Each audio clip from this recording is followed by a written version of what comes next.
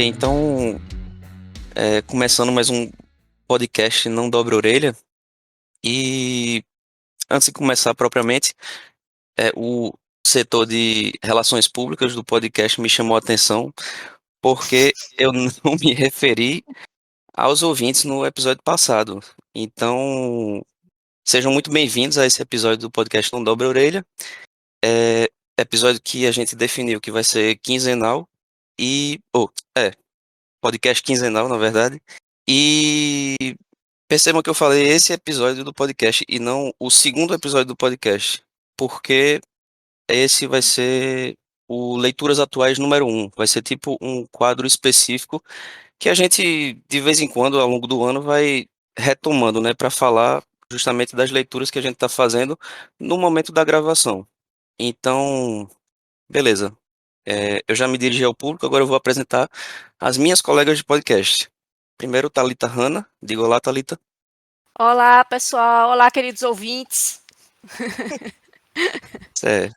E a, quem acompanha a gente no Instagram já tá ligado, a nossa mais nova integrante, Mirtz Oliveira. Diga oi, Mirtz. Olá, olá a todos. Certo. Então, feitas essas considerações iniciais, vamos para a pauta? Sim, Bora. Vamos.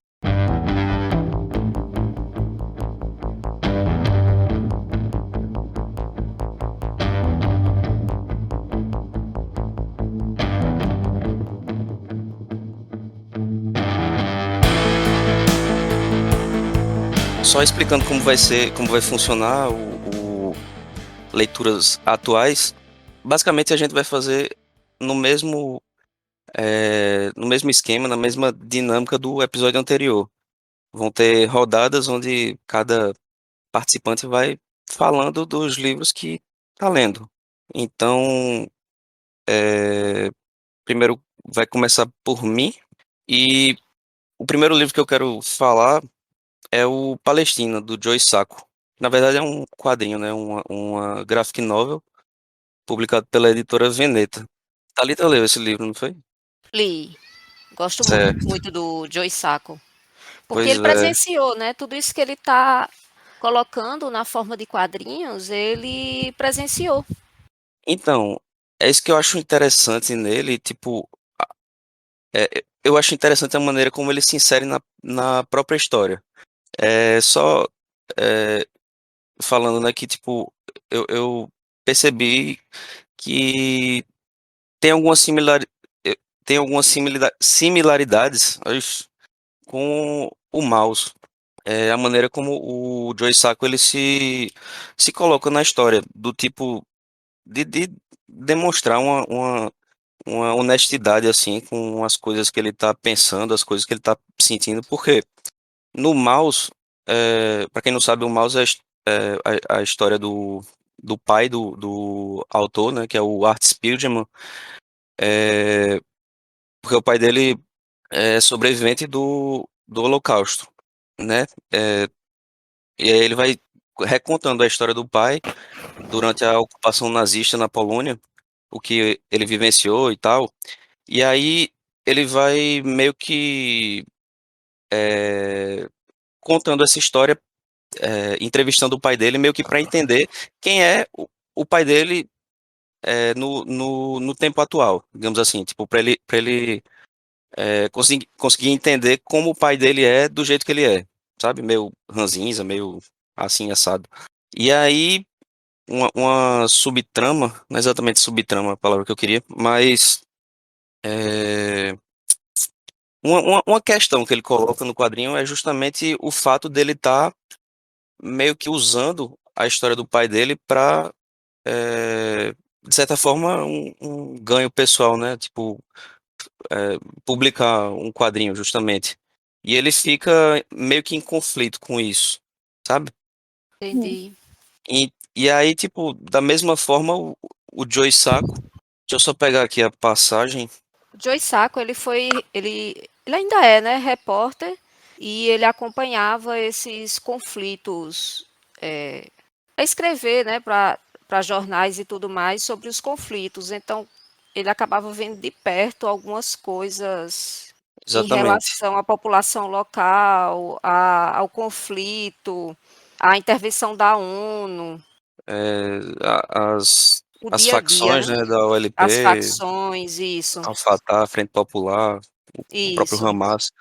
E aí, eu vou só ler essa passagem que expressa mais ou menos isso que eu tô falando, né? Ele vai, ele vai, tipo, o contexto, ele tá meio que indo atrás dessas histórias, né, para entrevistar, para fazer a reportagem e, tipo, tá de noite chovendo, ele tá com um palestino lá acompanhando ele e uma tensão da gota. E aí ele fala: estou piscando rápido, tirando fotos na minha cabeça e pensando, isso vai ficar ótimo numa página dupla de gibi. Uma cena estranha de um carro alagado numa chuva torrencial, enquanto Samé luta contra o motor. E lá estou eu ao lado dele, no meu momento mais feliz. Consegui, tá entendendo? Viajei milhares de quilômetros de avião, ônibus e táxi para chegar exatamente aqui. Jabalia, o campo de refugiados mais imperdível da faixa de Gaza. O berço da Intifada, uma Disneylândia de abandono e pobreza. Aqui estou eu, esbarrando na experiência palestina. Um maldito cartunista aventureiro que não troca de roupa há dias, que quase pisou em alguns ratos mortos e que tremeu de frio, que jogou conversa fora com os caras e balançou a cabeça enquanto ouvia histórias horríveis. Aí, enfim, ele vai ter essa crueza dos fatos, essa honestidade mesmo na maneira como ele encara as coisas. E aí, tipo, é como o Thalito falou, ele vivenciou em loco lá a ocupação, né, dos colonos de Israel, né, isso. nesses territórios ocupados. E ele vai documentar muito bem a vida e como os palestinos se organizaram a partir Isso, daí, né? Ele vai entrevistar gente em hospital, vai entrevistar gente que foi presa, tipo, na prisão mais tensa lá. Eu esqueci agora o nome. É, AK3, alguma coisa assim. E aí é interessante até que nesse presídio vai mostrando como, tipo, as condições são tão degradantes, tipo, é, o Estado é tão relapso, né? Enfim, Israel é tão ausente que eles vão acabar se estruturando, vai se estruturando uma organização interna, né? Tipo, aquela coisa de cada facção meio que ir, recrutando as pessoas que tenham mais afinidades isso, para para elas, né? Mas e aí, tipo, para fazer coisas simples, né? De organizar comida, organizar tenda para o povo não morrer de calor, essas coisas. E aí, tipo, ele vai entrevistar gente que, tipo, a única forma de subsistência era vendendo o óleo que eles fabricavam a partir das oliveiras que tinha nos terrenos.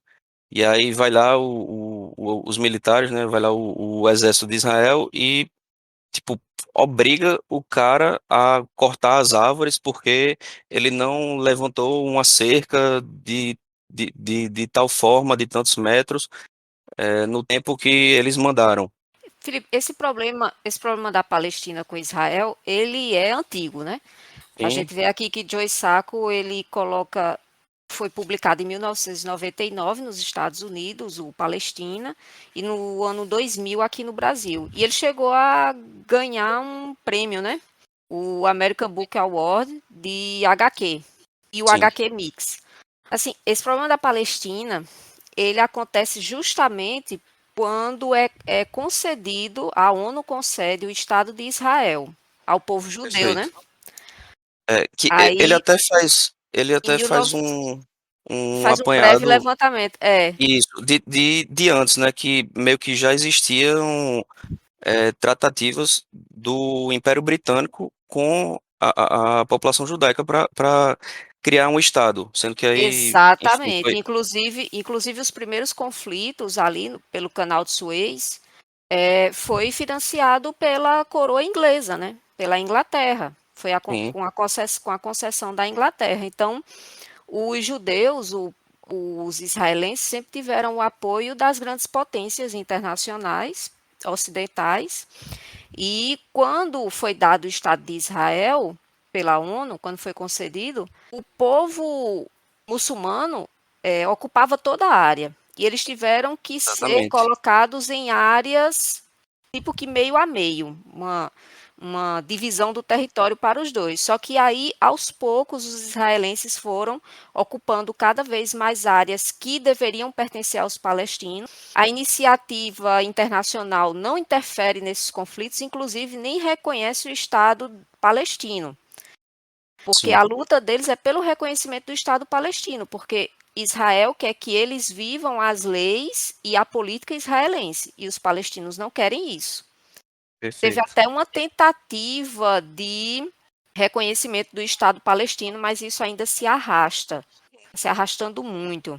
É, a gente vê, de vez ou outra aparece aquele gráfico, né, é, ao longo do tempo, como, desde a criação do Estado de Israel até os dias atuais, como vai, tipo, é, desaparecendo, né, o, o território que era para ser da Palestina e, tipo, É, e os Israel vai engolindo, né?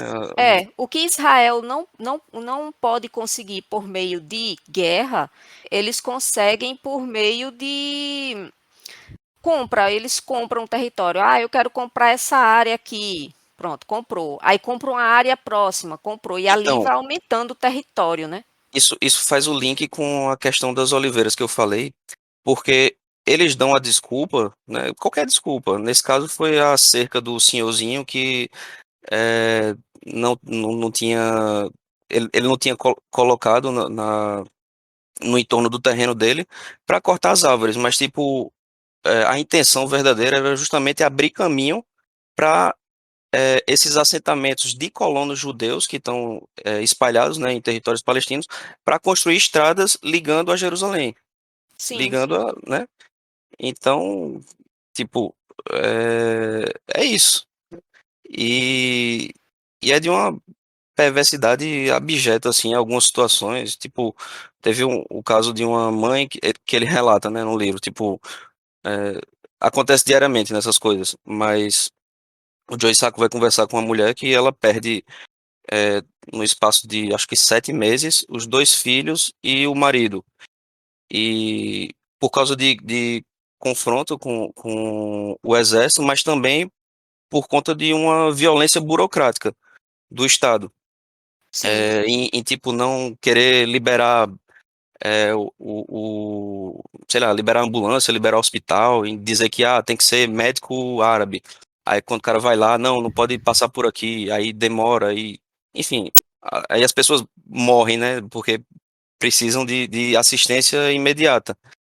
E isso me lembrou muito, quando eu estava lendo sobre esse caso dessa mulher, me lembrou muito um caso que aconteceu ano passado, com uma jornalista, uma repórter, se eu não me engano, ela tinha dupla cidadania, né, era americana e de ascendência palestina, alguma coisa assim, que foi a Shireen Abu Akleh. hum, Ela estava cobrindo o confronto e aí os soldados da ocupação mataram ela, né? Tipo, ela tava com colete de escrito imprensa e, tipo, deram um tiro nela, mataram ela. E aí, os palestinos, depois, no velório dela, né, eles foram carregando o caixão, fazendo pra velar o corpo da mulher, e, tipo, o exército começa a descer o cacete no povo, porque tava aparecendo bandeirinha de Palestina e não pode. E aí, tipo, é uma cena. cho- é uma das mais chocantes que eu vi, assim, é tipo, chocante. É, tipo, o pessoal perigando de derrubar o caixão porque o exército tava batendo em gente que tava de luto.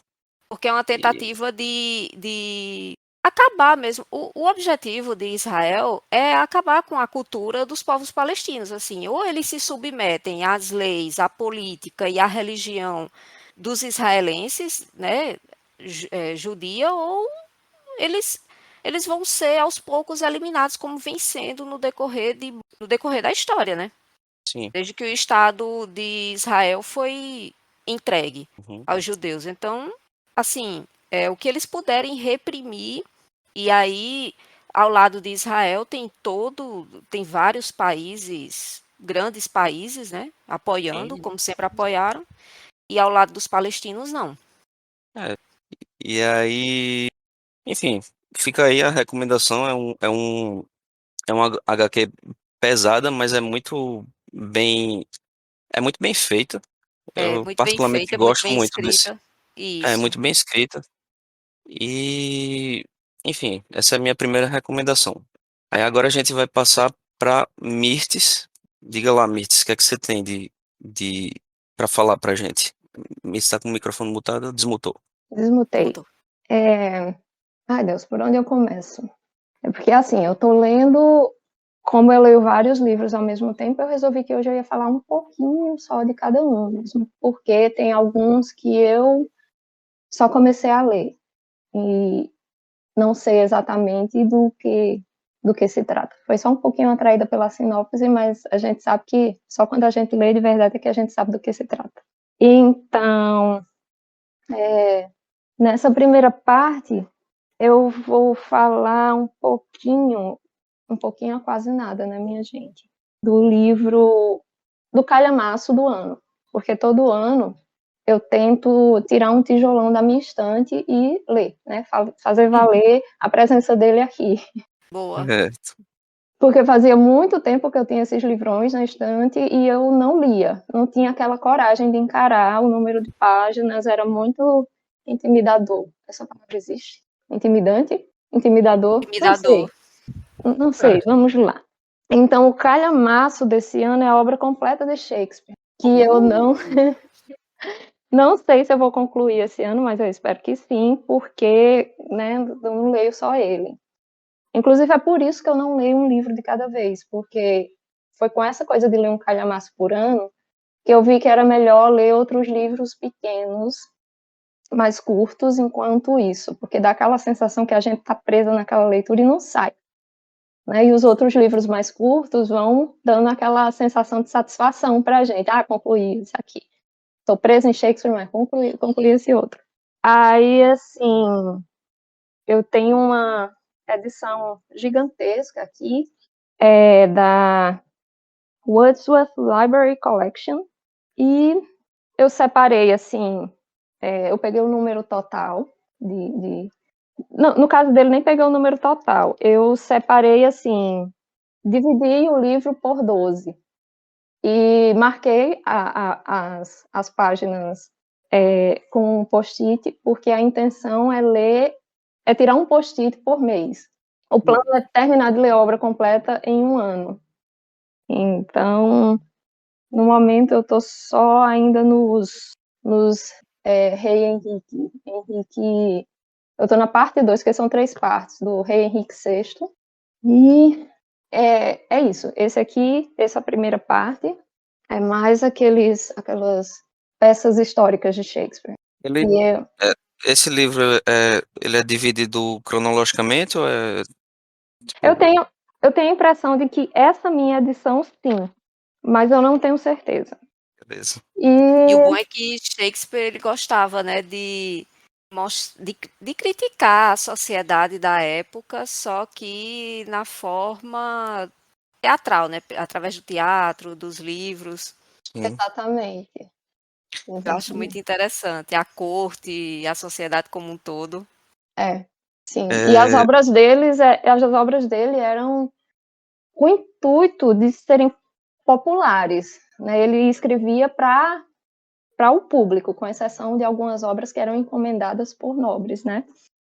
Mas a plateia de uma peça de Shakespeare era muito o povão, com alguns camarotes com a realeza e É tiririquei massa. agora. Tem total. um filme, né? Shakespeare Apaixonado. Isso, Sim. Ele é isso. dos anos 2000, eu acho. Não sei É o se é. filme que a Gwyneth Paltrow tirou o Oscar de Fernanda Montenegro? Foi esse? Exatamente. Foi, né? Foi esse Foi. mesmo. Ok. E sobre isso, né, que a Fernanda Montenegro não ganhou o Oscar, porém, o próprio Ian McKellen foi lá e saudou a Fernanda Montenegro, disse que estava torcendo por ela. Antes ou depois de Gwyneth Paltrow ter recebido o prêmio? Foi antes. Ah, sim, sim. Ah, Tô torcendo por olha aí. você. Estou torcendo por você. Não, e lá, muito cortês, né? Pela Sim. saudação dele e tal. Sim. Então, peraí. Eu devo falar mais alguma coisa sobre esse livro? Eu creio que não, porque eu não sei muito mais. Eu estou realmente no início, eu estou no segundo livro da obra completa, que é a segunda parte do Henrique VI. Então pula pro próximo. Tranquilo. E É, o, só antes de tu pular pro próximo, eu queria sim, dizer que o Sandman, aquele quadrinho que eu ainda vou fazer Myths ser introduzida no mundo das HQs por ele. É, Isso. tem um arco, vocês sabem, né? Tipo, o Sandman, é o senhor Dos do sonhos. mundo dos sonhos e tal. aham. É, ele tem um arco que que é homônimo, né? A peça do Shakespeare, Os Sonhos de uma Noite de Verão, onde ele Ah, sim. basicamente vai é, interagir com o bardo, né? O Aham, apelido do Shakespeare. Pois é. aham. Enfim, Ah, de uma forma bem onírica. inclusive, eu comprei a edição de Sonhos de uma Noite de Verão separada. Então, quando chegar na parte dela, eu vou pegar a minha ediçãozinha bonitinha, separada. Porque eu tenho a impressão de que eu já li, mas eu não sei se eu já li, se o que eu tô lembrando é o filme. Já É aconteceu sonhado. isso com vocês de tipo. Sim. Teve uma época que eu lembro que eu li boa parte de Orgulho e Preconceito, por exemplo, na biblioteca da universidade. Mas chegou um tempo que eu não tinha certeza se eu tinha terminado a leitura e o que eu lembrava era o filme, e isso se misturou na minha cabeça. E na época eu não usava Scooby, não tinha Scooby. Aí eu não marquei alguns livros. Então foi Orgulho e Preconceito que eu não tinha certeza se eu tinha lido ou assistido ao filme. E agora é Sonho de uma Noite de Verão, que eu também vou descobrir enquanto eu estiver lendo se realmente eu já li ou se foi só o filme que ficou na minha cabeça. E o outro livro que eu estou lendo é um livro bem curtinho, que foi publicado pela LPM, das edições de bolso, que eu tenho faz muitos anos aqui em casa. Eu compro o livro, mas eu começo a ler uns 10 anos depois de eu ter comprado. E é a trilogia da Paixão de como se pronuncia Goethe, minha gente? É Goethe mesmo? Ou é Goethe? Goethe? Goethe. Eu já ouvi Goethe. gota. Bom, eu vou falar Goethe. Por favor, se você tiver algum ouvinte que seja, né, fluente em alemão, grego, que me corrija, me dê essa forcinha, porque eu nunca de fato tive certeza de como se pronuncia o nome dele. E Sabe como esse foi que livro. eu, tu sabe como foi que eu peguei a pronúncia do Goethe? Eu não sei se tu lembra que Marcelo Adnet tinha feito era a Eu Gaiola lembro. das Popozudas. Era a Maravilhoso. gaiola das cabeçudas. As Era das cabeçudas. cabeçudas. Isso. E aí ele ia citando os autores. E aí ele chega na parte, né? É o Goethe, é o Goethe, é o Goethe, é o Goethe, é o Goethe, é o Goethe, é o Mas Goethe. É o Goethe. aí eu me pergunto se ele estava falando correto ou se ele estava falando do jeito que todo mundo fala. Ainda não tenho certeza, porque eu lembro Pois é, disso. como ele fala, ele é fluente em várias línguas, eu preferi acreditar nele. Então eu vou acreditar também. O cara fala até russo, aí eu disse, não, então não vou questionar, não. É. Neste Só um caso, parêntese. Tem Goethe. um, um podcast muito bom que o Ivan Mizanzuki entrevista o Marcelo Adnet. É Hum, no Conversas Paralelas. É bem legal. Ele fala dessas questões aí das línguas e tal. é Sim. Bem massa. interessante. Fica aí a Mas, indicação antecipada. Boa. eu vou atrás, porque é uma figura Sim. interessante.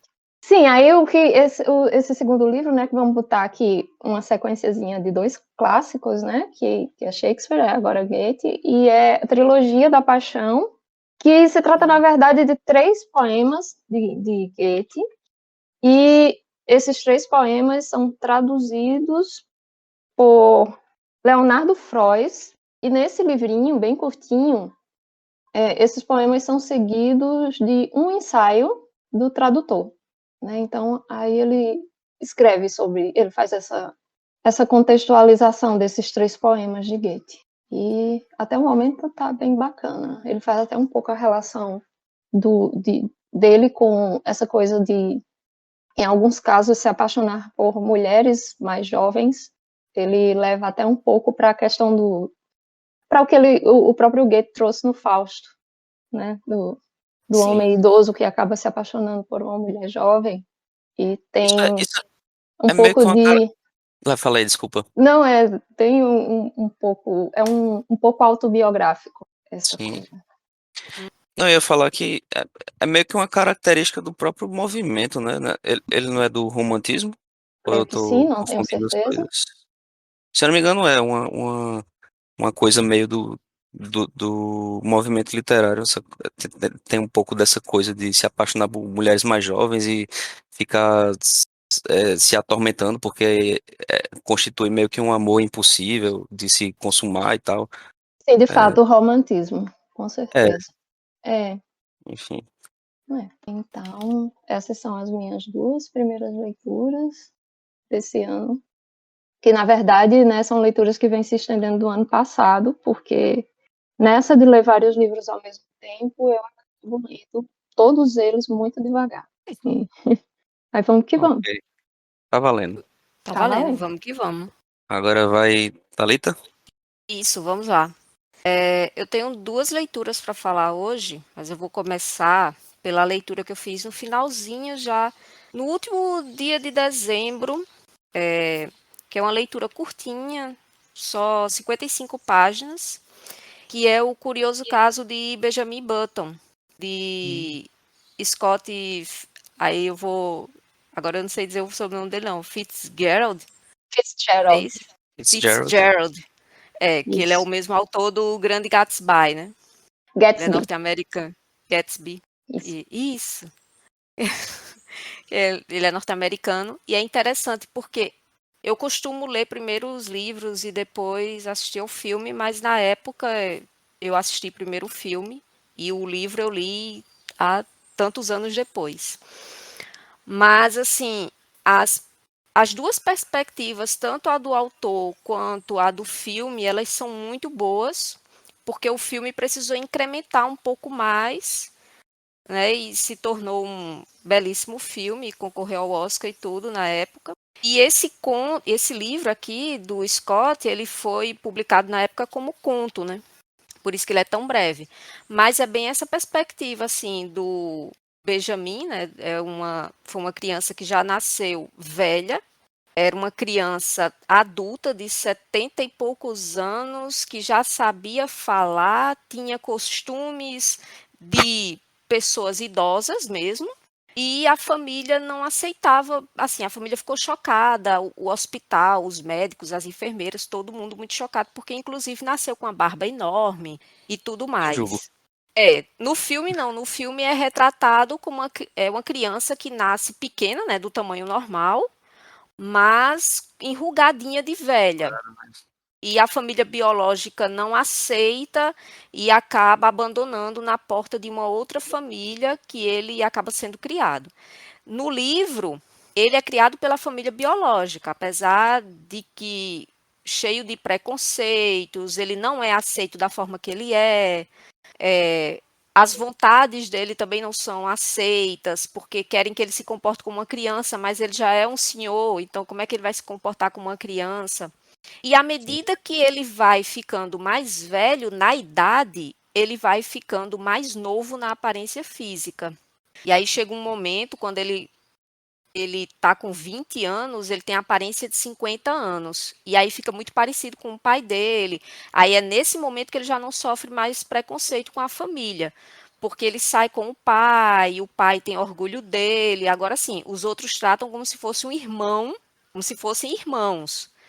Ele tenta entrar para a faculdade, mas aí a faculdade não permite, porque diz que ele é uma pessoa de 50 anos, não é para estar entre os jovens da faculdade. Então ele passa por essas coisas. Ele participa da Primeira Guerra Mundial, é condecorado e tudo mais. Só que ele casa, ele com essa aparência de 50 anos consegue casar com uma pessoa de 20 e poucos anos. Casa, tem filho, só que é aquela coisa, ele vai ficando mais novo e a esposa ficando mais velha, na aparência física. E aí chega um momento já próximo ao finalzinho que o filho dele já é um adulto e tem vergonha porque o pai é mais novo do que ele. Sim. Eu lembro muito a cena no filme quando tá ele e a esposa meio que se olhando no espelho e, tipo, eles percebem que que meio que bateu, né, a idade. Eles estão É, jovens iguais. Aí, só que assim, no bem, livro não. No livro, quando ela já está com a aparência de 50 anos, ele está com a aparência bem nova, de uns 20 e poucos anos. E já é ele passou, que né? é ele que começa a questionar, assim, que ele gostava dela na juventude, mas como ela parece ser mais velha, ele começa a não gostar mais. Então ele se separa dela. No filme tem aquela questão romanceada, né, que eles se encontram depois, ela mais velha, ele mais jovem, e ele acaba ficando até o final da vida com ela. Mas no livro não. Agora, Caramba. o final do filme, ele é triste, o final do livro também, porque ele, quando ele morre, ele é um bebezinho de colo que não lembra mais de nada do passado, absolutamente nada. A única coisa que ele vê são flashes de luz, porque ele é um bebezinho, se alimenta de leite e o rosto conhecido para ele é a da babá, porque o próprio filho dele contrata uma babá para tomar conta dele. Sim. Então, assim, esses finais da vida do Benjamin Button é bem triste, porque chega uma hora que ele está com a aparência de 5 anos de idade e a cabeça dele também vai ficando de uma criança. Então ele não consegue sair do jardim da infância, os coleguinhas avançam nas séries e ele não consegue avançar. E vai ficando bem triste, assim, ele vai ficando pequenininho e vai virando bebezinho, bebezinho, bebezinho até morrer. Que esse final, tanto o filme quanto o livro, eu achei bem triste. Mas ele tem os momentos de auge, que é quando ele está entre os 50 e os 20 anos, na aparência, que ele aproveita bastante a vida. É, e é isso, essa leitura bem breve. A minha edição é a que saiu da chamada Coleção Folha. Ele é curtinho e ele é muito bom. É um livro interessante para discutir etarismo, né? É, Pensei isso. É, é isso. Eu e pensei isso. tem essa questão, tipo, é, à medida que a gente vai envelhecendo, vai chegando na terceira idade, tipo, o pessoal fala, né, que às vezes o comportamento se assemelha a de crianças também, que não sabem direito o que estão fazendo e tal. Eu falo especificamente quando tem sei lá, alguma doença tipo Alzheimer, né? Isso. Degenerativa e tal, que Muitos idosos eles vão perdendo a memória. perdendo a memória e tal. Eles esquecem até como é que se alimenta e tudo mais, e eles É, precisam de um cuidado como cuidado, uma criança precisa de um cuidado. exatamente. Que é o E que aí acontece O no Benjamin foi Benjamin Button, isso. né? Ele precisou de cuidados quando era uma criança, mas com a cabeça já de idoso. E no final da vida, quando ele era um idoso com o tamanho e o jeito de um bebê. Né? Idoso na idade. É o contrário. É o Isso. que se diz assim, o Benjamin, ele desafia o curso natural do passar do tempo, né? E é interessante porque o autor, ele coloca que a própria cidade que ele vivia nos Estados Unidos, às vezes esquecia como é que ele tinha nascido. Porque quando ele nasceu foi um bafafá na cidade e tudo mais, nos jornais. Aí o pessoal vai esquecendo, esquecendo. Depois ele passa a ter uma vida social e esquecem quem ele era. Então, isso para ele foi bom, mas ele também coloca essa questão da sociedade, né? As coisas como são rápidas. Os acontecimentos, eles são muito rápidos. Sim. Isso no finalzinho do século XIX e início do século XX, né? As Aham. pessoas, elas estavam sempre preocupadas em se intrometer na vida do próximo, mas essa intromissão também era muito rápida. As coisas se passavam de forma muito rápida. É E porque hoje não que se tinha passa mais rede rápido, social. né? Pois é. Hoje É, em dia, com internet e rede social, o que foi semana passada, a gente esquece. os- E é É uma isso. maldição e uma bênção ao mesmo tempo, né? Pois é. Eu também estava pensando, além dessa reflexão sobre etarismo, eu pensei também nisso num aspecto mais simbólico, porque eu tenho a impressão de que algumas pessoas nascem, não é que nascem já com um espírito velho, com um espírito maduro, mas é como se aquela pessoa, em sua essência, ela já fosse como se fosse um ser humano pronto e que o corpo vai amadurecendo e envelhecendo em torno dessa essência dessa pessoa. Claro que todo ser humano nasce, né, que quando é criança, mesmo quando é uma criança muito, talvez, precoce, como chamam, vai ser criança, vai ter a mentalidade de criança, mas a gente sente que algumas pessoas, tipo, fulano já nasceu velho, fulano é muito maduro para a idade dele, e a gente sabe das questões psicológicas por trás disso, mas eu pensei nisso pensando em algumas figuras que existiram, por exemplo, quando eu vi a cinebiografia do cantor e compositor francês Serge Gainsbourg, a impressão que eu tive é que ele, de pequeno até adulto, até o fim da vida dele, ele teve a mesma idade. Então ele era uma criança muito adulta e uma pessoa mais idosa muito infantil. Mas o que mudou, na verdade, foi mais o corpo do que ele, de fato, do que a essência dele. Aí eu pensei, essa história de Benjamin Button me fez lembrar desse tipo de pessoa, desse tipo de existência. Sim. Interessante. Hum. Certo. Mais alguma consideração, Thalita? Não. Aqui já foi. Só são essas. Certo. Volta para mim? Sim. Isso. Beleza. É, o segundo livro que eu tô lendo no momento, na verdade, um livro de não ficção, se chama O Livro do Chá, Hum. do Kakuzo Okakura, um japonês. O livro foi publicado pela Estação Liberdade, né? Especializada em, em literatura asiática e tal. E por que eu escolhi esse livro? Ele meio que faz parte de uma tentativa minha de começar a me introduzir na literatura asiática, né? Sobretudo na literatura japonesa. Uhum. E porque eu já falei isso, né? Tipo, é uma das coisas que, que meio que faltam pra mim, né? Tipo, ainda não peguei muita coisa do Oriente, assim, pra ler. É, tô tentando corrigir isso. E aí, tipo, esse livro, ele é interessante porque o autor, ele é japonês e tal, mas ele chegou a viver um tempo na Índia, viveu um tempo na China, né? Tipo, se educou na língua, no mandarim e tal. E também ele viveu muito tempo, se eu não me engano, ele chegou a lecionar nos Estados Unidos. E aí ele escreveu esse livro, a intenção dele era justamente trazer uma perspectiva para o ocidental do que é o Oriente, sabe? Tipo, sem que o ocidental queira enxergar o Oriente com essa lente, sabe? De preconceito, enfim, de preconcepções. Xenofobia. É, de xenofobia, de etnocentrismo, qualquer coisa assim. Uhum.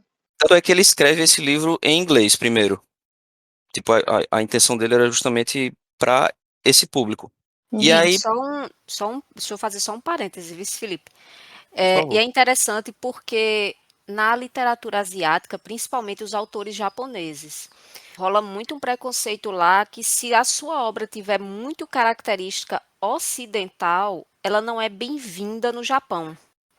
Tem, Isso até hoje. tem essa questão do próprio isolamento japonês, né? Ele vai colocar isso. É, Meio que aflora esse sentimento e tal. exatamente. Se você não tiver, se você for um autor japonês e na sua obra não tiver muita, não predominar a característica japonesa, ela já não é bem-vinda em território japonês. Então faz mais sucesso aqui no Ocidente, que é um caso de outro autor, que é o Murakami. Murakami Sim. faz mais sucesso nos Estados Unidos e alguns outros países do que no próprio Japão, porque ele carrega muitas características ocidentais na obra, Tem, músicas e tudo mais. tem um trecho que já eu vou ler que meio que fala um pouco sobre essa questão do afloramento da identidade japonesa, né? Do nacionalismo e tal. Mas, só voltando para o título do livro, né? O livro do chá. É porque ele vai basicamente falar sobre a cerimônia do chá, que é uma coisa bem tradicional lá. É um momento, né, onde o pessoal vai tomar, vai ser servido chá e tal, mas tem toda uma filosofia no entorno, sabe? De, no sentido de atentar para a simplicidade das coisas. É um ritmo próprio que, que às vezes escapa ao ocidental. E aí ele vai usar essa cerimônia do chá justamente para tentar explicar o que é ser japonês, né? O que é ser oriental, enfim. E eu tô achando bem interessante, tô no comecinho ainda. É, tipo, só pegar uma passagem aqui que eu achei massa. Ele vai dizer: aqueles incapazes de sentir em si mesmo a pequenez das coisas grandiosas tendem a ignorar nos outros a grandiosidade das pequenas coisas, né? Tipo, sobre isso de você evidenciar a simplicidade. O ocidental comum, em sua branda complacência, verá na cerimônia do chá nada mais que outros dos mil e um exemplos de esquisitices que para ele se constituem singularidades e infantilidades do Oriente. O ocidental comum se habituou a considerar o Japão como um país bárbaro, enquanto este cultivou as suaves artes da paz, mas o classifica como civilizado desde que começou a perpetrar a carnificina em massa nos campos de batalhas da Manchúria. É, Muito se comentou nos últimos tempos sobre o Código do Samurai, a arte da morte que leva nossos soldados a exultarem no auto-sacrifício, mas quase nenhuma atenção foi dada ao chaísmo, né? Ele vai chamar de chaísmo, que também representa a nossa arte da vida. E é isso, tipo, quando o Japão é, manifesta brutalidade, né? Ele deu o exemplo aqui da Batalha da Manchúria. O Ocidente vai, é, sei lá, vai classificar como civilizado, né? Porque é aquela coisa, né? Ele meio que vê essas coisas e se enxerga no espelho, talvez, o Ocidente. E O aí, Japão ele foi colônia e de colônia passou a ser imperialista, né? E exato, começou a agir igual os grandes países imperialistas do mundo no século XIX. E aí dominou a Coreia, depois dominou a China China, e tratava os outros povos que não eram japoneses com xenofobia mesmo, tal qual os países europeus faziam, os Estados Unidos fazia. pois é. E é isso Aí que passa a ele, ser visto como igual. exatamente. É. Sobretudo ali no contexto da Segunda Guerra, né? A Alemanha vai se aliar à Itália fascista, Mussolini, e ao o Japão imperialista E ao Japão. do Hirohito. E o que os japoneses, o imperador japonês pregava para a população na época é que o Japão estava aliado da Alemanha porque a Alemanha queria eliminar os demais países odiosos do Ocidente. Essa era a Pois é, perspectiva, assim. pois é. E aí, mas aí, enfim, tô achando bem interessante esse livro. Ainda tô no comecinho, então não tenho muito mais é, para falar sobre, por enquanto. Então, eu queria passar agora a palavra para Mirtz. Oi, oi. E aí, Mirtz? E aí que meus dois próximos livros, né, continuamos no mundo da ficção, ainda um clássico da literatura, é um livro que eu também já tinha aqui há muitos anos e não lia, mas esse eu tinha certeza que eu ainda não tinha lido, apesar de eu ter assistido ao filme várias vezes, que é Alice no País das Maravilhas. Não é somente Alice no País das Maravilhas, eu tenho duas edições, uma em português e uma em inglês, e nas duas edições tem O País das Maravilhas e Através do Espelho, que a Alice encontrou por lá. É daqueles livros que um dia eu acordei e fiquei chocada, pensando, meu Deus, a essa altura da minha vida eu nunca li Alice no País das Maravilhas. Sabe aquela coisa que você... Não é possível que eu não tenha lido esse livro. Eu já devo ter lido esse livro. Não, eu não li esse livro. Eu fiquei chocada. Foi a mesma coisa com 100 Anos de Solidão, que eu comprei esse ano, não, ano passado, porque eu também fico chocada quando eu penso, eu nunca li 100 Anos de Solidão. E Alice no País das Maravilhas é aquela história que já está no imaginário popular, né? Daquela coisa do mergulho de Alice num país, num lugar totalmente diferente da realidade dela, quase como um escapismo, né? Quase que como, acho que no filme dá até aquela ideia de ser um sonho que a Alice pega no sono Sim. e começa a seguir o coelho e Sim, mergulha na toca do coelho e faz toda aquela jornada de autoconhecimento. Eu tô aqui bem no clichê do autoconhecimento, mas é porque, na verdade, Mas é creio que isso seja mesmo. uma representação disso, né? E, e nisso rende aquelas frases interessantes que a Alice está perdida e quer saber para onde deve ir, qual caminho deve pegar. E eu creio que seja o gato que pergunta, mas para onde você quer ir? Ela, eu não sei. Aí ele, então se você não sabe, qualquer caminho serve.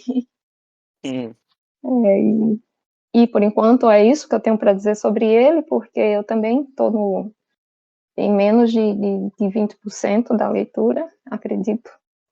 E estou reparando este erro da minha existência de leitora, que é não ter lido esse clássico. E um outro livro que eu tenho aqui também vai muito para essa parte da imaginação, que foi um livro que eu ganhei de presente do meu ex-chefe do jornal Contraponto, que eu trabalhei um tempo num semanário que tinha aqui em João Pessoa. Eu não sei se Felipe conheceu, era o hum. jornal Contraponto, que saía toda sexta-feira. Eu era a revisora de texto desse jornal, então todos os erros que saíam, a responsabilidade era minha, porque a Não, profissão não conhecia, não. a profissão de revisor de texto é muito ingrata, né? Porque se você tira 90% dos erros, ninguém vai saber. O povo vai saber dos 10% que você não viu, que lhe escapou. Então, quanto Sim. mais erros você tira, mais evidentes ficam aqueles que você não viu. Mirtes, eu li Alice ano passado, os dois, né? Hum, Alice no País das Maravilhas e Através do Espelho. E eu gostei sim. muito. O pessoal costuma escrever dizendo que não gostou muito, não sei o quê, mas eu gostei bastante, porque a Alice no País das Maravilhas, eu não vou dar spoiler. Uhum. Mas eu É um livro de. sei. É como se tudo acontecesse através dos sonhos dela, né? Como se ela tivesse adormecido no jardim e ela passou por tudo aquilo. Sim. Alguns dizem que Como os assim, não foi chá de sonhos, cogumelo? os Ela, sonhos dela lembram muito alguma substância química que ela tem ingerido também, porque, né, quando ela vê o gato, quando ela chega a determinados lugares que ela fica grande, fica pequena, e tem ela começa a a ver colorido demais, lembra muito essa questão psicodélica, né? Sim, inclusive ela ajusta o tamanho dela comendo um pedacinho de, eu creio que seja um cogumelo, O que cogumelo do ajusta o Tupamari. tamanho dela. Inclusive, eu acho que é uma largata que fala com ela, alguma coisa do tipo, tá Isso, fumando. isso. Ela tá fumando e pede para ela. Eu não lembro se é para ela comer ou se é para ela tomar. É um dos dois. Isso é que eu tô Não, lembrada. ela toma um líquido que ela se torna pequena. Aí tem um cogumelo que ela recebe, que se eu não me engano é um cogumelo, gente, eu vou chegar nessa parte. E ela fica E grande. ajusta, aí ela come e fica grande demais. Aí ela tem que. Parece que um pedaço deixa ela maior, um pedaço deixa ela menor, aí ela tenta comer o que deixa ela menor até ela ficar no tamanho correto, o tamanho que ela tinha antes. Isso. E tem E uma. Sim, pode dizer. pode falar. Não, que tem uma curiosidade que eu não sei se é real, mas dizem que Lewis Carroll sofria muito com enxaqueca com aura. E que Ah, aquelas imagens distorcidas que ele leva lembra para muito. Alice é muito da aura que dava antes da enxaqueca, entendeu? E eu É, totalmente sei, eu entendo muito bem desses efeitos visuais. entendemos. Terríveis, mas ouvi falar, eu li em algum lugar, não vou saber dizer onde, que quando eu estava lendo justamente sobre esse tipo de enxaqueca, aí levaram também para ele, para Lewis Carroll. E tem também uma artista plástica que as pinturas dela também eram mostrando esse tipo de efeito visual da enxaqueca. Ok, terminamos falando em enxaqueca, né? Mas tudo bem. Pois é, mas lembra muito essa questão, o que ela vai passando, tem uma parte do livro que ela está vendo diversas cores e lembra muito a áurea da enxaqueca. Para quem tem É, enxaqueca vai se identificar. é, E o Alice exatamente. através do espelho, que geralmente as obras vêm com os dois, né? Ela tá É, um pouquinho mais velha, e ela atravessa o espelho de casa e chega até o outro lado. É quando ela tem mais contato com a rainha, né? aí é o mundo invertido, né? É o mundo invertido. E é interessante, porque tem hora que você olha e o mundo invertido dela parece ser a própria casa dela invertida, Uhum, sim, né? Ali quando ela está no jogo de tabuleiro, que é o xadrez que fica na sala, a cortina e tudo mais. Eu uhum, achei muito interessante. Tem gente que diz assim, não, é super estimada, não sei o quê, mas eu achei bem interessante. é, Eu ainda não li, mas pretendo ler é. Alice. Sempre ouvi falar e tal. Eu assisti o filme do Tim Burton, né? Mais ou menos Isso. recente. Mais ou menos de 10 anos atrás. Sim, Eu acho que o filme Mas de Tim Burton, ele já vai mais ele para teve essa parte da Alice mais velha, e o da Disney, o Alice no País das Maravilhas, é aquela animação, né? pequenininha. É Pronto, porque o de eu Tim vi Burton também muito também foi da pequeno. Disney, né? Uhum. Ah, pronto. A animação é mais essa do País das Maravilhas, e eu não tenho certeza, mas eu imagino que do de Tim Burton já vai para tendendo mais para o Através do Espelho, não sei, ou misturando os dois, né? Não tenho certeza. Eu acho que tem os dois, não? Talvez seja uma Se eu não me junção. engano, tem uma sequenciazinha. Aí eu acho que é Uhum, o Através do Espelho. Mas é. não sei. Bom, vou rever os dois filmes quando eu terminar de ler. Isso é certo. É, eu, boa. mas aí eu já estava pulando aqui para o outro livro, que foi o que eu ganhei de presente do meu ex-chefe do jornal. Sim. Que é meu ex-chefe, que se chama Amundsen Limeira. Um abraço para Amundsen, eu vou fazer ele ouvir esse podcast, com certeza. Ele disse que leu e achou que eu ia gostar. Aí comprou uma edição para mim e me deu de aniversário. Já vai fazer o quê? Faz 9 anos, né? Foi em 2014. E agora que brotou o interesse de ler. E é também uma história mais fantasiosa, porque se trata de um menino que ele tem ele demonstra alguns sintomas de transtorno obsessivo compulsivo. Rapidinho, qual é o nome do livro, Miss? O livro é importante, né? O livro das coisas perdidas, que é do autor John Connolly, autor irlandês. Certo. Aí esse menininho, ele adora ler. Ele aprendeu a ler com a mãe. Era a mãe que incentivava o hábito de leitura. E a mãe dele adoece, né, e vem a falecer. Aí, com o falecimento da mãe, esses sintomas de transtorno obsessivo compulsivo, que é o que eu deduzo que seja, se agravam. Ele acaba tendo, quando tem uma crise muito grande, ele acaba desmaiando. E enfim, a história se passa no período lá da Segunda Guerra Mundial, mas, assim, a história tem só algumas referências à guerra, né?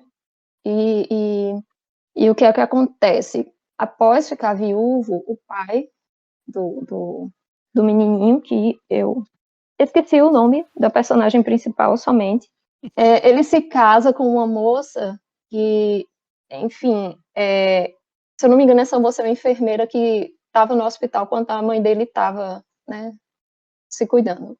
E ele não fica feliz com o casamento com essa nova pessoa, porque ele amava demais dele, apegada a ela.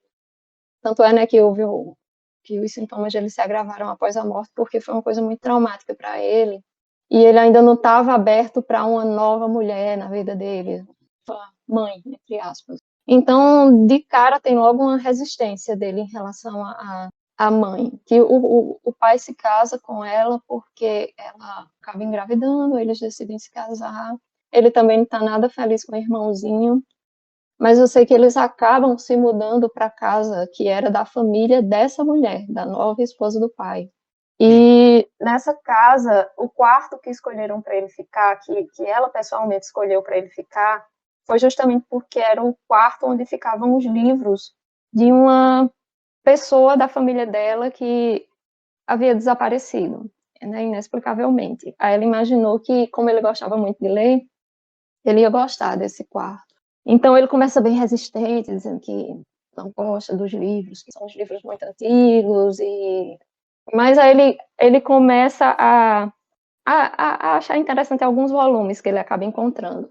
E nesses sintomas que ele tem, ele acaba que os livros começam a conversar com ele. Ele começa a ouvir os livros falando. Os livros às vezes conversam entre si, mas os livros às vezes conversam com ele. Tem até uma cena muito engraçada dele no consultório do psiquiatra, e que ele começa a escutar os livros da estante do psiquiatra, né? Aí tem uma hora que o psiquiatra fala uma coisa que ele considera a maior bobagem do mundo. Aí ele diz que quando ele falou esse absurdo, caiu um livro de letras douradas da estante, onde estava escrito Jung. Tipo, é como se o livro de Olha Jung só. tivesse revoltado com o que o psiquiatra falou a ponto de se jogar da estante. E onda. Parece ser muito bom. Eu tô adorando, é muito interessante, porque aí pega essa parte também bem fantasiosa, sabe? É um livro mais recente. Claro que eu olhei a data de publicação, mas é lógico que eu já esqueci. Mas 2006, é um livro de 2006, e é isso, tem essa história de que vamos ver qual é que vai ser a jornada desse menininho aí com os livros que conversam com ele, tem o homem torto, que é uma figura que começa a aparecer para ele, então ele vai desvendar esse mistério desse homem torto e do desaparecimento de algumas crianças, com o Onde auxílio foi dos que eu já livros. vi a história do Homem Torto? Tem algum filme que aborda o Homem Torto, mas de uma perspectiva mais aterrorizante. É porque esse livro aqui, ele é como se fosse uma homenagem também aos contos de fadas. Então pode ser, com certeza tem algumas figuras que são recorrentes já em histórias de contos de fadas, e com certeza os contos de fadas sempre são referenciados, né, em adaptações para o cinema, séries e etc. Homem Isso. Torto eu não vi, mas tem a Band Neck Lady, né? Daquela série da Netflix de terror. O. Acho que é Bly Manor. Vocês estão Não ligados? conheço, não Não Não estão conheço. sei. ligados? Não. Ah, essa série tu ia achar massa, Dalita. Eita. Naquele esquema de terror que a gente tava conversando no cafezinho. Só Poxa, que em forma de série, né? Uhum.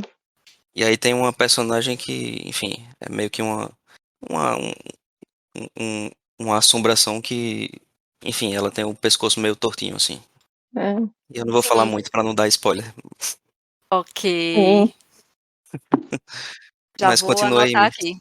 Não, aqui eu tô da minha rodada de 2 livros de cada vez, esse foi o segundo. E é basicamente isso. Está sendo uma leitura muito divertida e cada vez que eu vou avançando na leitura, eu vou me sentindo mais assim elogiada por esse meu chefe, por esse meu amigo, que até hoje nós somos amigos, que quando ele disse que achava que eu ia gostar, que lembrava de mim lendo esse livro, é, na medida em que eu estou avançando na leitura, eu estou vendo que foi um grande elogio, né? A história está muito Sim. legal. E é bem assim, o tipo de história que eu gosto. Legal. Olha aí. Então vamos à minha segunda leitura, né? Atual. Isso. Essa minha segunda leitura atual, minha gente, eu tô amando. Ah, Ainda tô lendo. O nome do livro é Pachinko, da autora Min Jin Lee. isso. E assim, ele é um livro dividido em 3 partes. É um livro de 500 e poucas páginas. Ele está dividido em 3 partes. E ao longo de. São 2 gerações, né? São 3 gerações. E aí começa no ano de 1910, né? Já ali pela tomada da Coreia pelos japoneses. E a história vai avançando em torno de uma família comum, mas que passa por problemas com essa ocupação japonesa na Coreia. E quando se mudam para o território japonês, piora. Porque se no próprio território deles os coreanos já sofriam com a presença japonesa, quando essa família se muda para o Japão, a situação piora. Porque, inclusive, por mais condições financeiras que um coreano tivesse no Japão, ele não tinha direito a comprar uma moradia digna. Então, eles eram obrigados a morar em bairros sem infraestrutura nenhuma. As casas não eram de qualidade, não tinha saneamento básico, e eles sofriam preconceito nas ruas, na questão de empregos e tudo mais. A Então, assim, língua, né, também. é, na língua, né, o japonês ele percebe quando não é um nativo, e aí eles sofriam na questão da língua falada, da cultura, é que apesar de serem asiáticos, mas as culturas elas se diferenciam. E é interessante porque esse livro ele ganhou diversos prêmios, né? Hum, Principalmente nos Estados Unidos. E a autora ela fez questão de entrevistar, antes de escrever os livros, ela entrevistou coreanos residentes no Japão. Então, isso permitiu a ela a formular personagens fictícios, porém com uma construção real do que a população imigrante passa no Japão até os dias atuais. Não é só o hum, que passava. Hoje a discriminação é menor, mas ela não deixou de acontecer. No passado ela era maior. O Japão proibia totalmente de que as populações estrangeiras fossem livres. Elas tinham que viver a cultura japonesa, elas eram obrigadas a aprender o japonês e elas também eram obrigadas a reverenciar o imperador. Então, aqueles hum, que haviam coreanos que eram cristãos e eles eram proibidos de pregar em favor de Jesus, eles tinham que pregar em favor do imperador, porque o imperador era um deus vivo na terra para os japoneses. Então, isso tudo, e principalmente nesse período de guerras, porque o livro pega esse período do início do século XX, então vai passar pela Primeira Guerra Mundial, passa pela Segunda Guerra Mundial e ele vai até o ano de 1989, mais ou menos, porque a personagem principal, a Sunja, ela já está idosa na década de 80. Sim. Então ela vai fazendo uma retrospectiva, ela vai pensando nos erros e acertos da vida dela, né? Mas é muito interessante porque não é um livro especificamente sobre uma família, mas é um livro histórico, minha gente. hum. É um livro histórico, assim, para quem gosta de história, para quem quer conhecer um pouquinho da dominação japonesa no lá na Ásia, né, na questão do imperialismo e tudo mais, é muito interessante.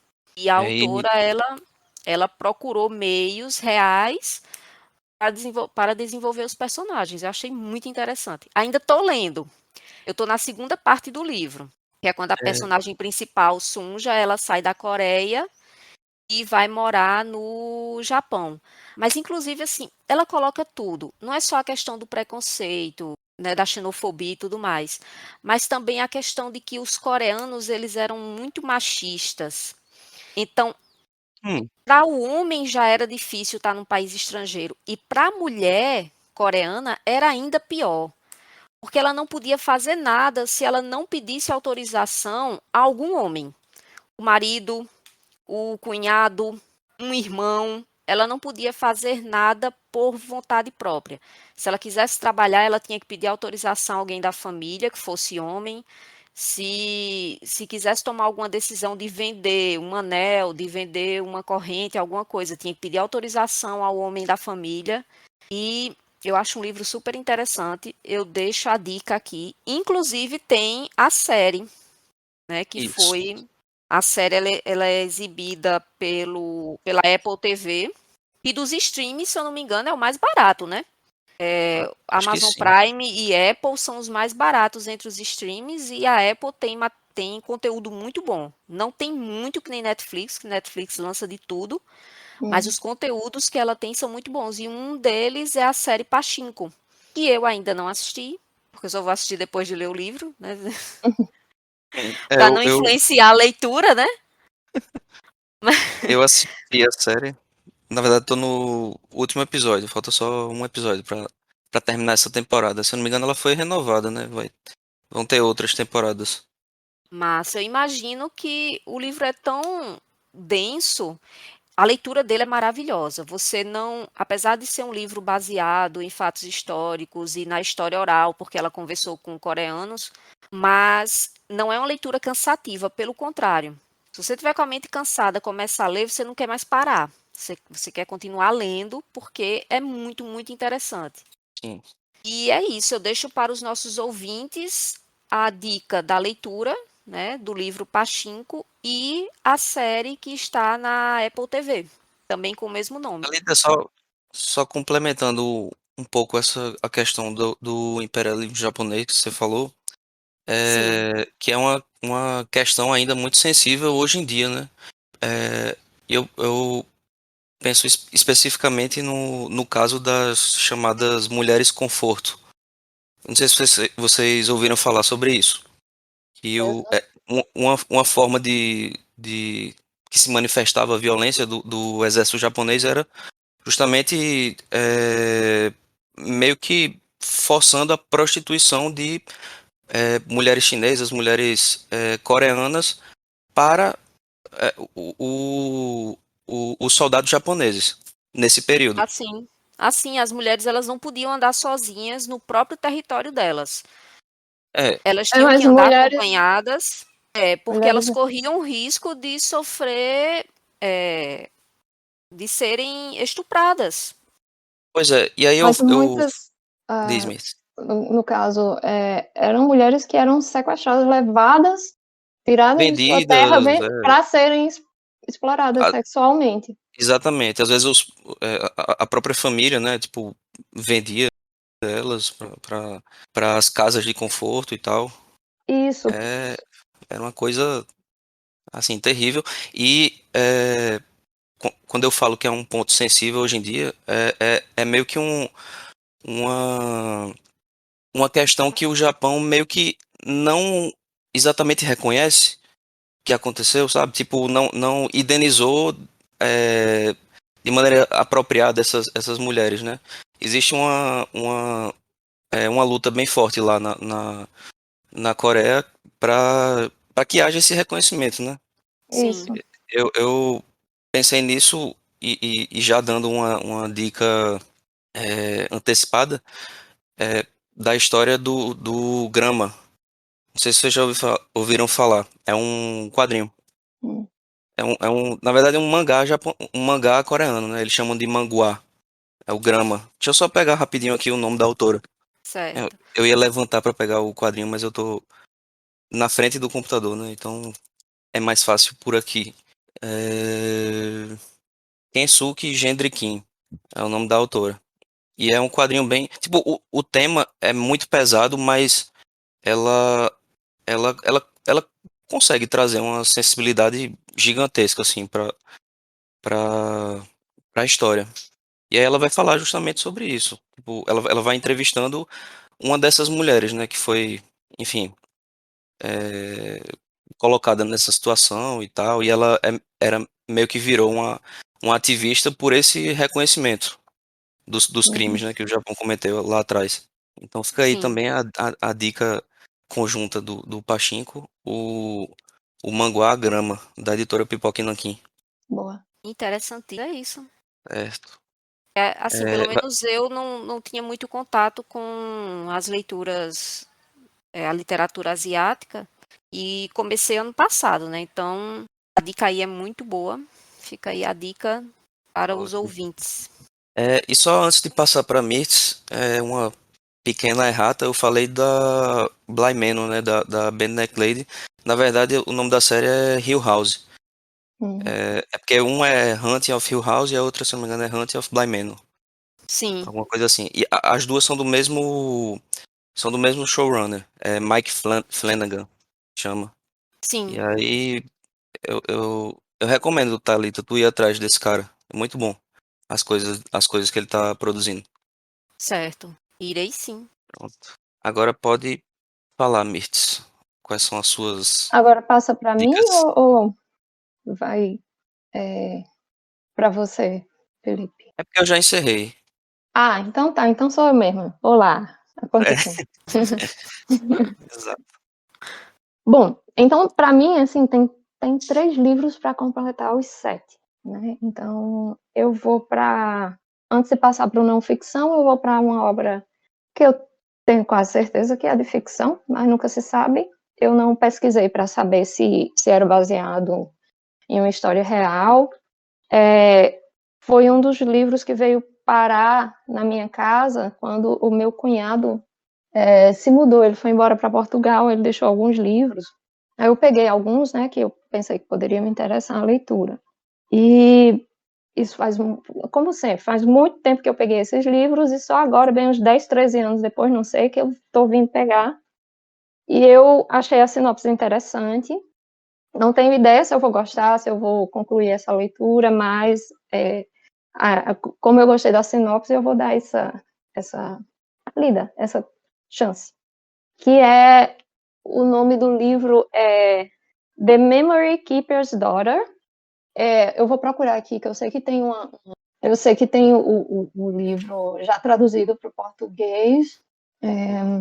Eu acho que é o Guardião de Memórias, eu não tenho certeza, depois eu posso conferir, mas eu não vou estar aqui para dizer, né, qual é o título certo. Eu tenho a impressão que o título em português é o Guardião de Memórias, que é a história de uma família, no caso um médico, que a esposa está esperando os gêmeos, e por motivo de uma situação que está ocorrendo no momento do parto, ele que acaba fazendo o parto dos gêmeos. Aí o que acontece? Um dos gêmeos nasce perfeitamente saudável, né, sem nenhum sinal de alguma deficiência ou coisa assim, mas o segundo bebê, quando nasce, ele percebe que o bebê tem síndrome de Down. E na hora que ele percebe, né, nasceu primeiro um menino, aí a menina, que é a gêmea, que é a segunda. Eita, Tiririca baixou aqui, peraí, deixa eu recomeçar.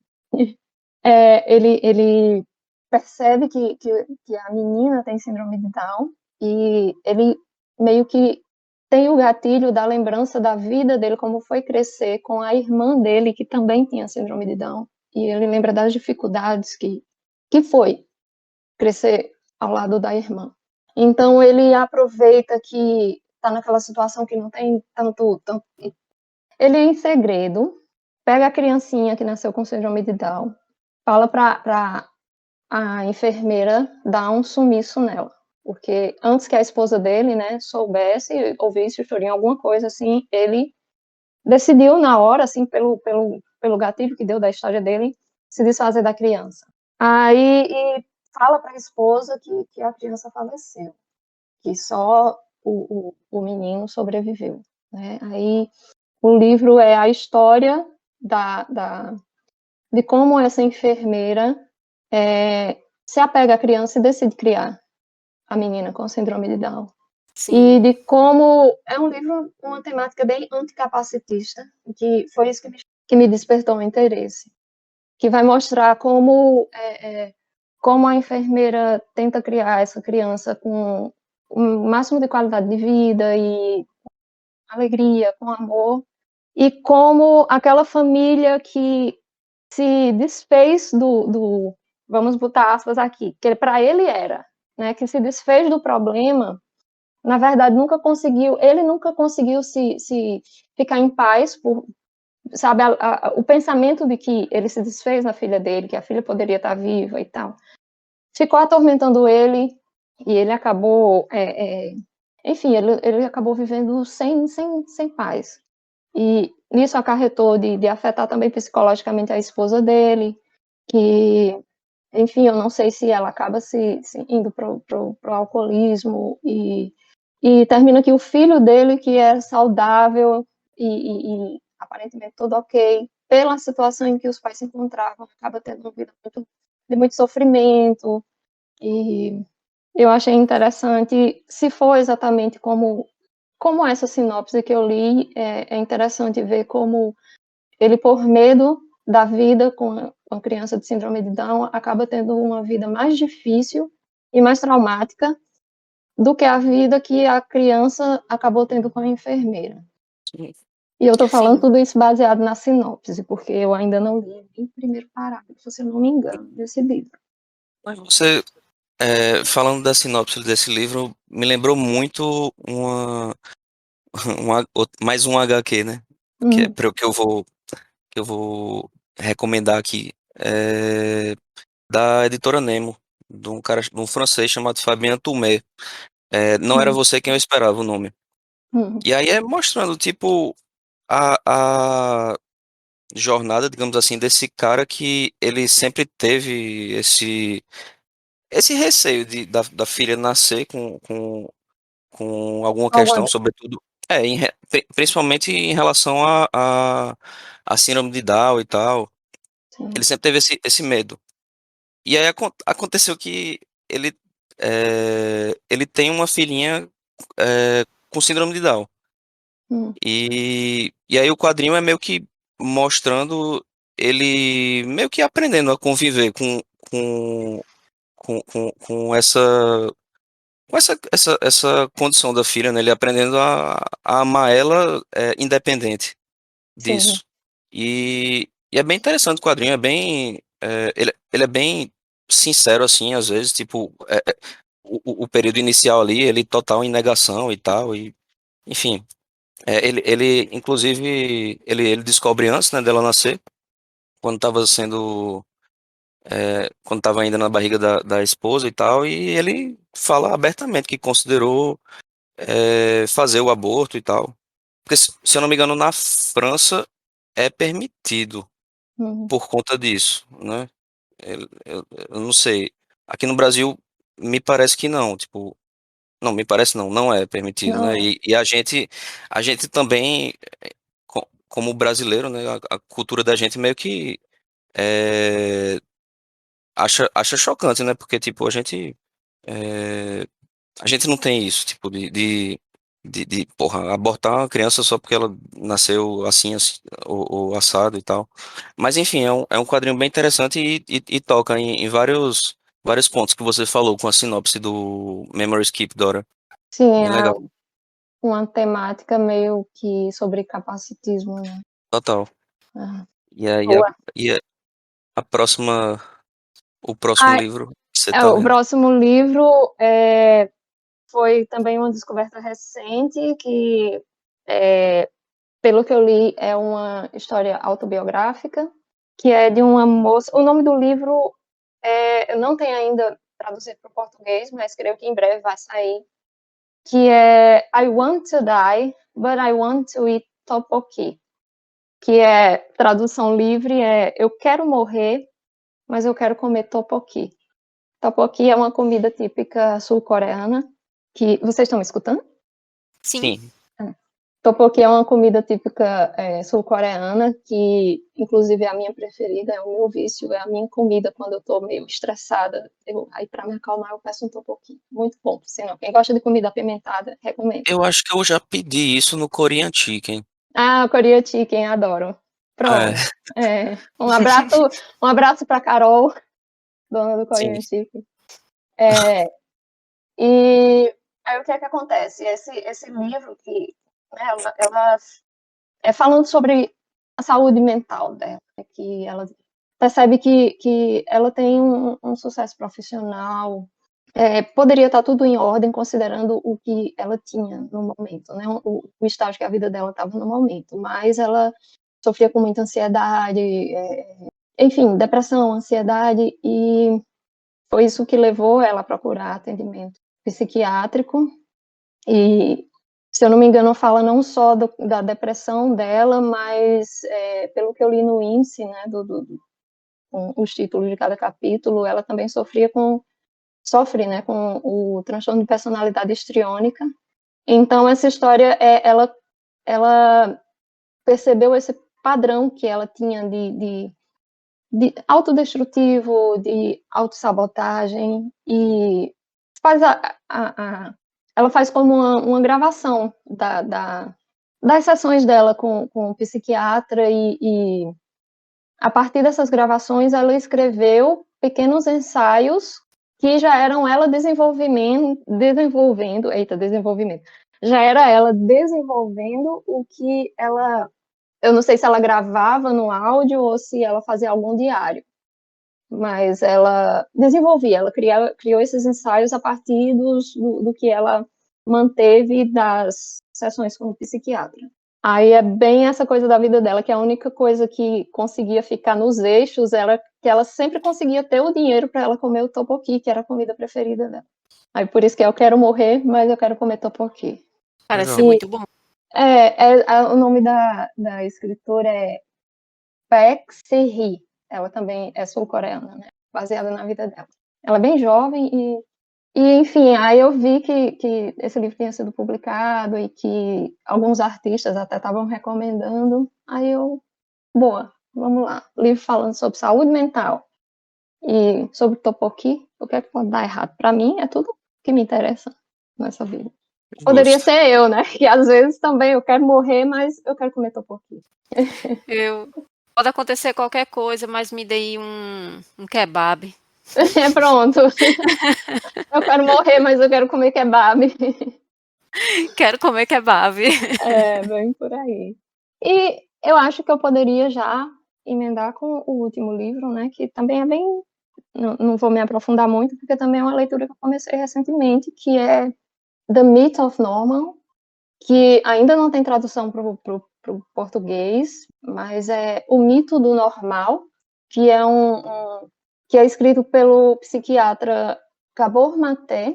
Inclusive, ele está muito em voga esses dias por causa desse livro, que ele fala assim a ideia é que os adoecimentos que a gente tem vêm do nosso meio, de uma sociedade que não tem como a gente crescer de forma saudável. Então, até os sintomas mais físicos, tudo isso vem de uma vida em um ambiente, ele chama até de cultura tóxica, mas não é bem esse clichê que tem se falado tanto do fulano, relação tóxica, blá, blá, blá, blá, blá, não é um sentido mais científico,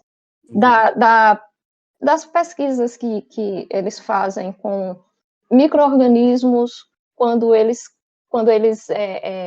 se desenvolvem em uma cultura de micro-organismos que são teoricamente saudáveis, né, quando essa cultura é saudável para o desenvolvimento daquele tipo de micro-organismo, e quando aquela cultura não é saudável, né? Como se desenvolve em cada situação, em cada contexto. Então, ele defende que os nossos adoecimentos físicos e psíquicos todos vêm dessa vida muito, muito, talvez até excessivamente antinatural, sabe? Os pais são educados a, tipo, se o bebê tá chorando, aí grandes psicólogos vai e dizem, não, você tem que deixar chorar, porque senão ele vai lhe manipular, né? Ele vai entender que quando ele chora, você faz o que ele quer. E ele, não, naquele momento aquela criança não tem capacidade de manipular ninguém, aquela criança está chorando porque ela realmente está sentindo a necessidade do colo da mãe e do pai, e que é a partir daí que a gente vai causando traumas nos seres humaninhos, como dizem, né? E esses traumas, pequenos ou grandes, são as causas dos nossos adoecimentos. Aí é interessante. Interessantíssimo. Aí Já é anotei aqui. o mito do normal, porque o que a gente é ensinado que é normal não é saudável. É como um chamado para as pessoas refletirem sobre o que é que a gente considera, a gente tenta sempre entrar num padrão, mesmo a custo da nossa automutilação, né, psíquica. Sim. E que isso não pode ter um resultado bom, tanto no social quanto no individual. Aí é isso. Fica a Gabor dica do Maté. Gabor Maté. Ele foi sobrevivente do Holocausto também, inclusive ele baseia muito dessa obra dele naquele primeiro trauma, que foi a mãe dele teve que pegar ele, bebê, pequenininho, e dar assim para um estranho, porque para salvar a vida dele.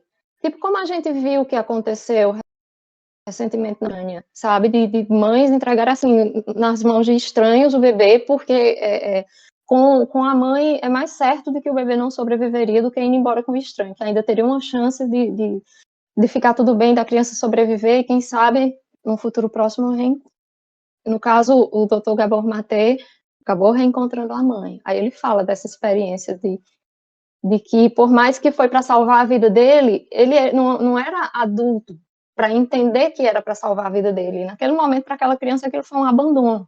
E o impacto que esse abandono teve na vida dele, nas relações dele. E é muito interessante que esse livro ele escreve em conjunto com o filho dele. Interessante. Legal. Anotei aqui. Então, com essa indicação, a gente fechou, né? Os Fechamos? livros todos. Acho que sim. Encerramos as nossas leituras Certo. atuais. Yes. E Olha agora a aí. gente pode partir para parte de recomendações. E aí, Isso, verdade. quem, Quer quem seguir quer a mesma começar? ordem? Pode ser. Recomenda, Felipe. Manda aí, Tá. Felipe.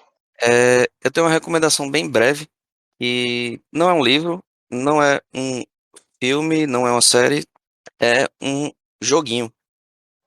É na verdade, um board game. É um jogo de tabuleiro chama Rising Sun. E por que eu tô recomendando esse jogo? Ele fez para fazer sei lá, uma simetria temática com o livro do chá, porque nesse jogo existe uma etapa que chama justamente a cerimônia do chá, onde vão ser feitas alianças entre os jogadores e tal. E é um jogo bem massa, é tipo ambientado no Japão feudal ali e tal. É, é jogo de estratégia, rola muita politicagem, muita traição, enfim. Para você dominar o mapa, que é justamente as províncias do Japão. Então, você, cada jogador controla um clã e você vai jogando ali e tal, e expandindo as suas fronteiras. E é isso. O board game Rising Sun. Massa. Massa a conexão com Inclusive, a tua primeira dica. é, tipo, quando eu tava pensando sobre recomendação, né? Caramba, o livro do chá, né? Tem a cerimônia do chá naquele jogo e tal. Aí eu acabei dando. Inclusive, fica aí o convite para futuramente a gente jogar esse jogo aí. Que eu já vi que o marido de Thalita gosta de joguinhos de tabuleiro. Eu Eu vi no. Nós não não temos jogo, mas aqui. Aham. Eu não jogo, mas eu vou pelos petiscos. Pronto. Boa. Contem Ok. comigo. Não é porque eu não Sim, jogo que vocês não vão me chamar. Eu vou. Com pode petiscos. deixar. Nós não temos joguinhos de tabuleiro, mas a gente vai para casa de quem tem joguinho de tabuleiro que a gente gosta de jogar. Eu Catan é gosto mesmo. maravilhoso. Então já tá. Catan é massa demais. Catan é muito bom. Então já tá feito aí o convite. É, mais pra frente a gente marca direitinho. E beleza. É, Agora. coisa massa, né? e- Recomendação com convite. É, Isso. Olha aí. se for pra recomendar, é bom que a pessoa já seja convidada, né? Jogar. Exatamente. Justo. Vai, Thalita, qual é a tua recomendação hoje? Ah, eu vou deixar como recomendação baseada na minha leitura atual, que eu acabei falando na hora de falar sobre o livro, que é a série A5, né? Que está na Apple TV. Quem tiver a Certo. oportunidade de assistir e não tiver problemas em primeiro assistir, depois ler o livro, ou quem prefere assistir do que ler o livro, tá para todos os gostos. Então, minha Tá ótimo. dica fica sendo essa. Eu assisti um outro filme ontem, mas aí entra em uma outra temática que depois a gente aborda nos episódios futuros. Certo. Ok. Misteriosa. É. Ela vem com o teaser, né? Com a provocação. É para todo mundo, eita, vai ter episódio futuro É, sobre alguma coisa legal, vai sim. é. Ok.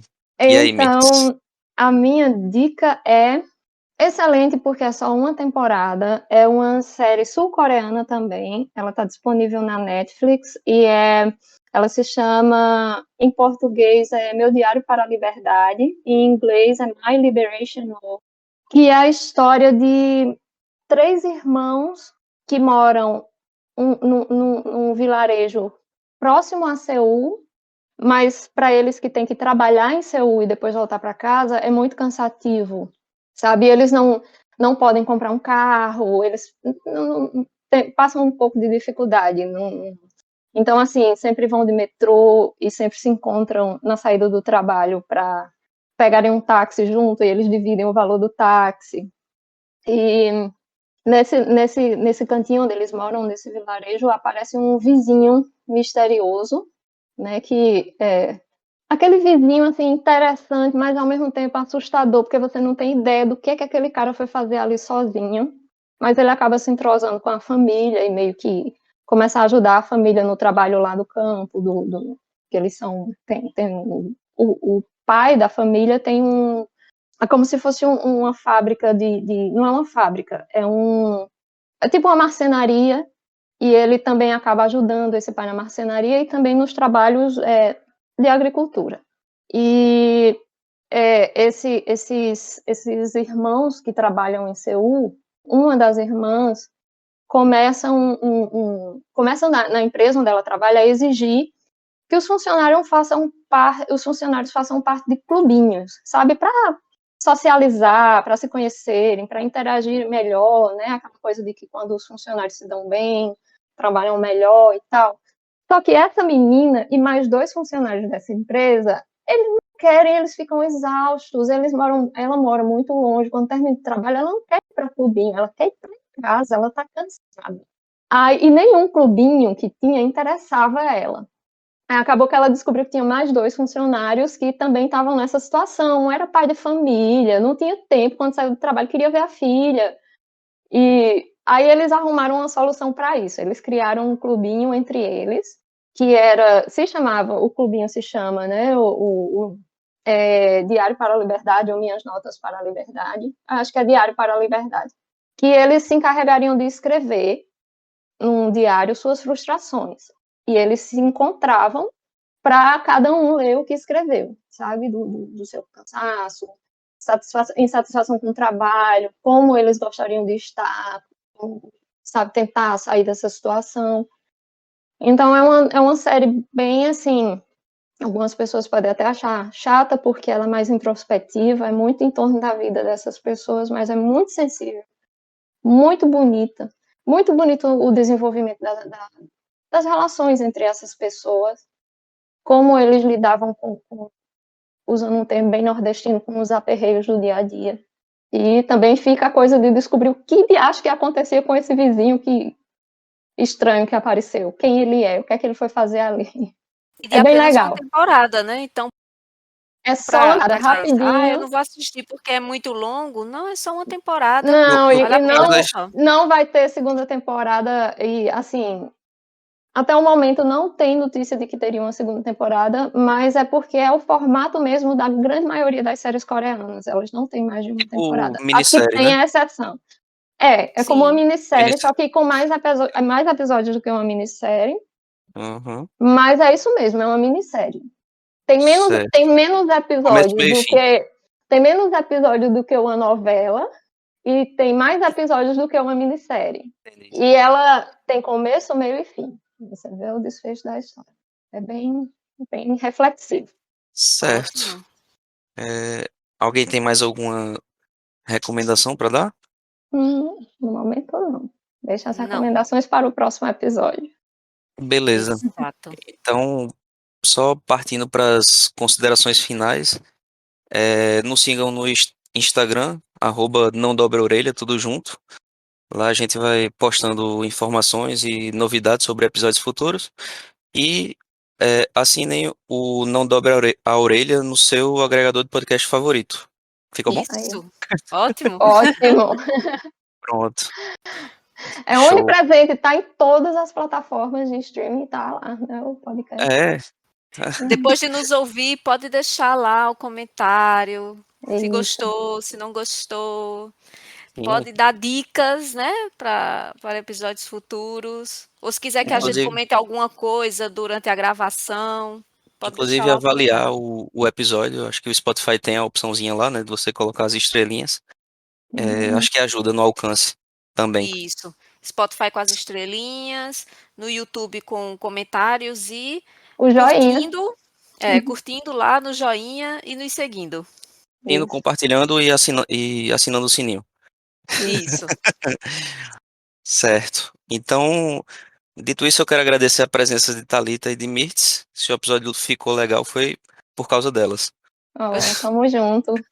Por De causa nós dos três. três. Ora. Ok. Então a gente encerra por aqui. Alguém tem mais alguma coisa para falar? Só Não, é agradecer pro isso. pessoal que escutou o nosso episódio. Perfeito.